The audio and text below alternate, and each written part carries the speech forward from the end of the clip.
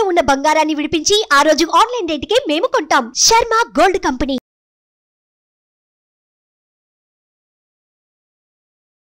నమస్కారం, సుమన్ టీవీకి స్వాగతం.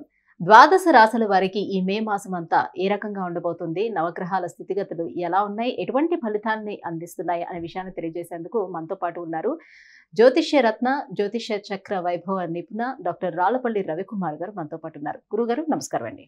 నమస్కారం.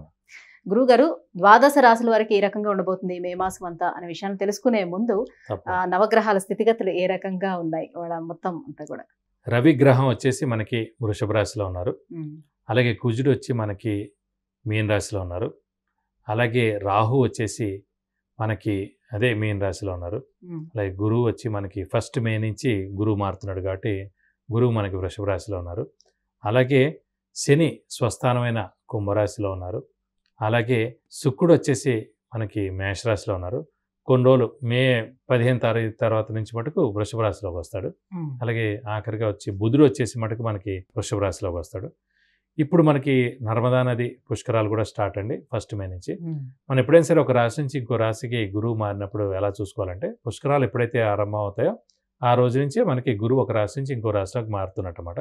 బట్ 1 మే నుంచి మటుకు మనకి వృషభ రాశిలోకి గురువు ప్రవేశించాడు. ఈ సంవత్సర కాలం అంతా కూడా మనకి కేవలం ఒక సంవత్సర కాలం ఉంటాడు. సంవత్సర కాలం ఉంటుంది. అందుకే 12 రాసులు కాబట్టి 12 ఒక్కొక్క సంవత్సరం కలిపితే పుష్కర కాలం అంటారు మనం. సో అందుకే 12 సంవత్సరాలకి పుష్కరం అంటారు. గురుగారు, ఈ మే మాసం తులారాశి వారికి మరి ఏ రకంగా ఉండబోతుంది? నవనాయకులు ఎలా వాళ్ళకి హెల్ప్ చేస్తున్నారు, ఎలా ఉన్నాయి? తులారాశి అనగానే మనకి చిత్త 3-4 పాదాలు, స్వాతి 1, 2, 3, 4 పాదాలు, విశాఖ 1, 2, 3 పాదాలు, ఈ నక్షత్రాల సమూహం వచ్చేసి మనకి తులారాశిలోకి వస్తుంది. ఈ రాశి వారికి ముఖ్యంగా మనం ఎప్పుడూ చెప్పుకునేది యోగకారకుడు, అదృష్టకారకుడు, లక్ ఫేవర్ చేసే గ్రహమైన శని పంచమ స్థానంలో స్వస్థానంలో ఉన్నారు. అదేంటి 3, 6, 11 స్థానాల్లో ఉంటేనే శని బలం అంటారు కదా, మరి 5వ స్థానంలో ఉన్నా ఎలా ఉంది? ఒకసారి అదృష్టకారకుడు స్వస్థానంలో ఉన్నా అంటే 1000 ఏనుగుల బలం. ఇప్పుడు మన ఇంట్లో మనం ఉన్నామండి, మన ఇంట్లో మనం ఉన్నప్పుడు ఎలాగైనా ఉండగలుగుతాం, ఎన్ని మాటలని చెప్పగలుగుతాం. అదేంటది? స్వస్థానం కాబట్టి. అలాగే స్వస్థానం అనే గ్రహం శని కుంభంలో ఉన్నాడు కాబట్టి, స్వస్థానంలో ఉన్నాడు కాబట్టి, అదృష్టకారకుడే స్వస్థానంలో ఉన్నాడు కాబట్టి అది 5th అవనివ్వండి, 4th అవనివ్వండి, ఏదైనా సరే ఖచ్చితంగా మేలు చేస్తాడు. కాబట్టి అదృష్టం అనేది మటుకు 90% ఉంది. హార్డ్ వర్క్ అనేది మన మీద ఆధారపడి ఉంది. హార్డ్ వర్క్ అయినా స్మార్ట్ వర్క్ అయినా. సో ఇక దైవబలం విషయానికి వచ్చేటప్పటికి గురువు అష్టమ స్థానంలోకి వెళ్ళాడు. అష్టమ స్థానం అనేది సాధారణంగా యాక్సిడెంట్ స్థానం, ఆయుష్ స్థానం, అలాగే డిలేస్కి స్థానం అన్నమాట.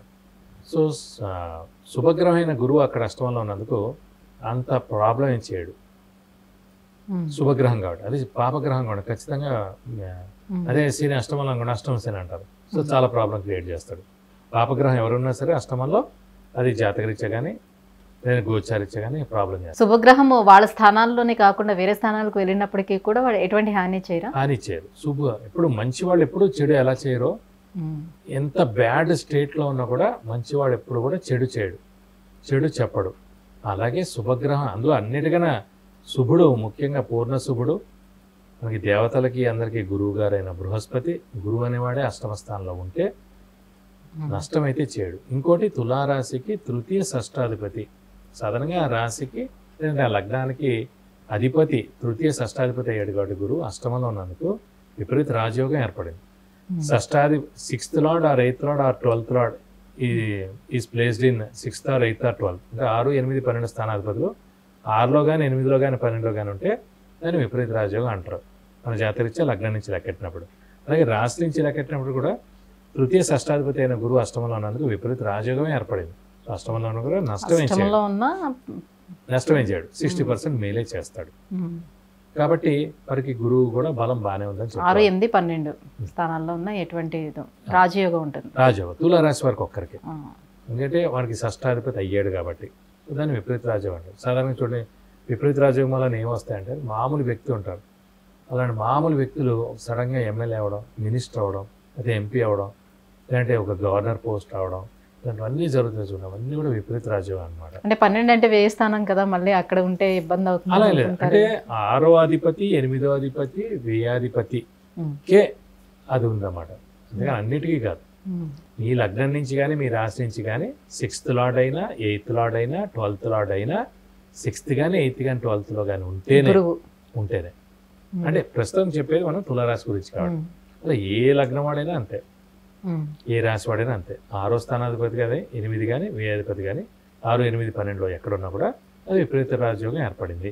సో దాంతో మామూలుగా ఉన్న వ్యక్తి అతను వయసు పెరిగే కొద్దీ ఏ వివాహానంతరం సంతానం కలిగిన తర్వాత ఇంకా బాగా సక్సెస్ అవుతాడు. కాబట్టి ఈ తులారాశి వారి మటుకు గురువు అష్టమంలో కూడా మీరే చేస్తారని చెప్పుకోవాలి. అలాగే మనకి ముఖ్యంగా శని పరిపూర్ణంగా బాగున్నాడు కాబట్టి ఉద్యోగస్తులకి ప్రొఫెషన్ ఎవరైతే ఉన్నారో ప్రొఫెషన్ చేస్తున్న వాళ్ళు కానివ్వండి వాళ్ళకి చాలా బాగుంటుంది. అలాగే ఆరోగ్య ఆయుష్కారకుడు కూడా శని కాబట్టి వారికి ఇంకా చాలా బాగుంటుంది. ఇంట్లో పెద్దవాళ్ళు చిన్నపిల్లల ఆరోగ్యం బాగుంటుంది. అలాగే తులారాశి వారు ఎవరైతే ఉన్నారో వారికి కూడా ఆరోగ్యం చాలా బాగుంటుందని చెప్పుకోవాలి.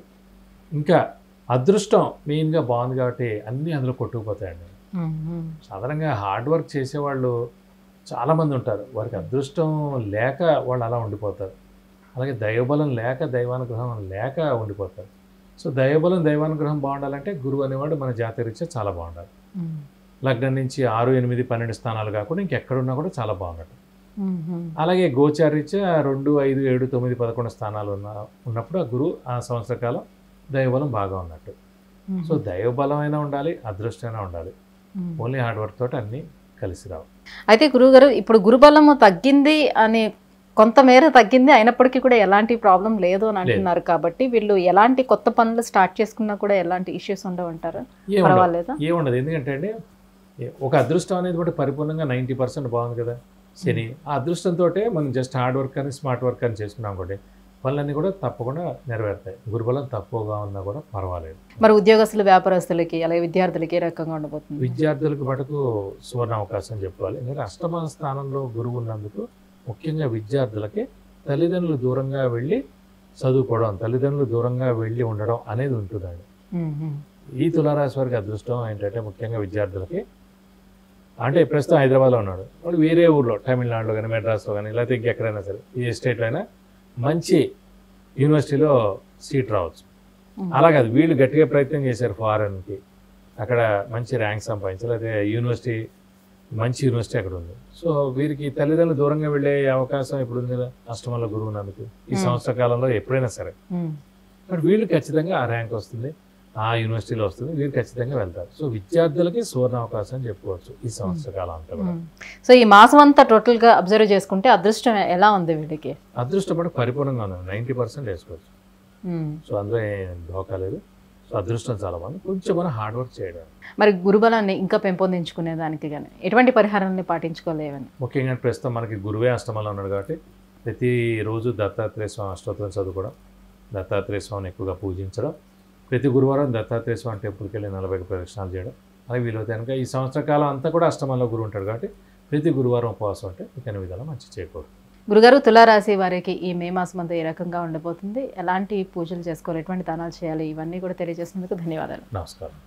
విద్య, ఉద్యోగం, వాహనం, వ్యాపారం, వివాహం, ఆరోగ్యం, ఆర్థికం, గృహం వీటన్నిటికీ సంబంధించిన విషయాలను తెలుసుకోవాలంటే కింద స్క్రోల్ అవుతున్న నెంబర్కి వాట్సాప్ మెసేజ్ చేసి గురువు గారి అపాయింట్మెంట్ ను పొందవచ్చు.